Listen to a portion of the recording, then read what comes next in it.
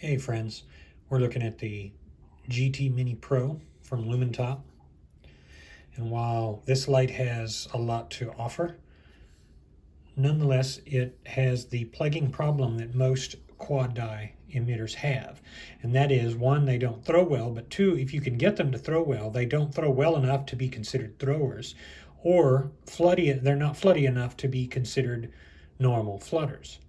Plus, this particular one, and most Lumintop now, has become rather plagued with the problem that they follow the geeks and they go after this shitty Anduril driver. And Anduril is one of these bullshit drivers where you have to program the modes. Or if you want turbo, you have to double click.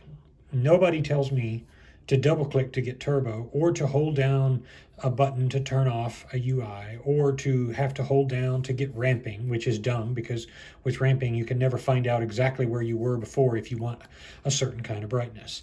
All this needed was a high and a low mode. That's it.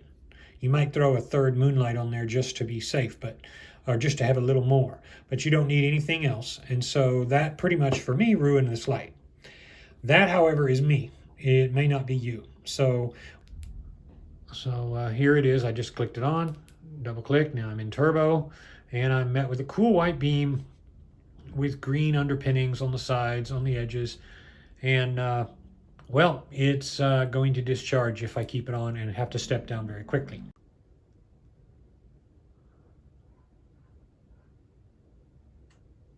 So yeah, in the end, all you really get is a big nothing burger with this light.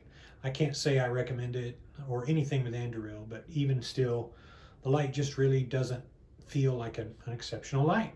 Okay, here we go. We're gonna test this right here.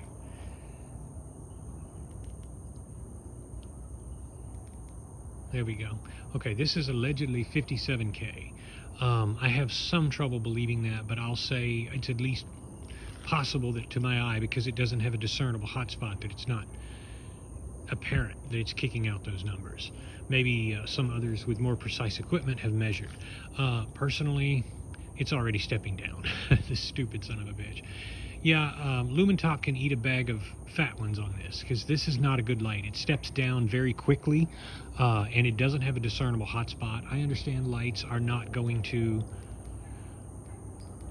See, I'm having to double click it several times here, and then 30 seconds it starts to, not even 30 seconds, it starts to climb back down pretty deceitfully. You can't notice it, but then the hotter it gets, it's just going to keep doing that. And you know, I'm not running it forever, so it shouldn't be it's not like a 15-minute showdown, like I'm throwing stuff out there and just, you know, seeing how far I can go in the wilderness to work things. It's not like that. And yet it steps down pretty aggressively. So my problem is, I want a light that is either a flooder or a thrower. This is neither. It is annoyingly in the middle somewhere. Let's turn it off and then turn it back on. Here we go again. We're in turbo again. This sucks ass. And honestly, I've praised Lumintop so many times because you know, they have some good lights, they're good quality. I guess they're just worried about the light getting too hot and getting sued, but this sucks. You look at those of you who are coming in and you're getting this Anduril stuff, and you don't realize what it was like to have a light that was 19 lumens. A 2C mag was 19 lumens, and back in the day. And we loved it. I mean, we always wanted them to be brighter because we realized they could. And then the Ultra Stingers were out there. They were really expensive. And some of us at the time didn't have enough money when the Ultra Stinger came out to buy one. And, you know, when we heard that there was a light that was 295 lumens, we couldn't believe it. But now we've gone the opposite way. We've got lights that are so bright they can't manage themselves. So it's like having a kid that is got mental problems, but he's also as strong as a Hulk. Well, that's a problem, because you can't handle that that power. That's kind of a bizarre analogy there, but there we go. Have to top it back to turbo here. I don't want a light that is this easily overcome by heat, and then it doesn't even give me what I want. And I understand liking flooding lights. I understand that they definitely have their uses. But if this is your sort of thing, if you disagree with me, if you would rather have to double click and keep double clicking and then programming and go and watch a freaking YouTube video to, here we go.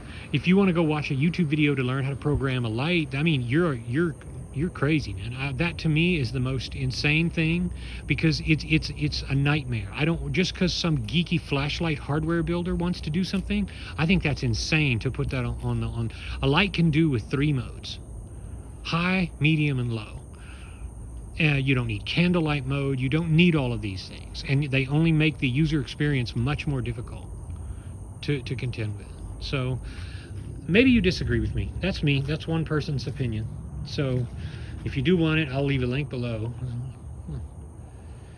Little gecko up there in the corner. Anyway, it's just now, by the way, getting hot in my hand. Here is just now is the only time it could actually do to step down, because it's actually really getting hot. But it's still well within, well, now it's just barely within tolerable range. So anyway, I'm done with my rant tonight. Y'all have a good night.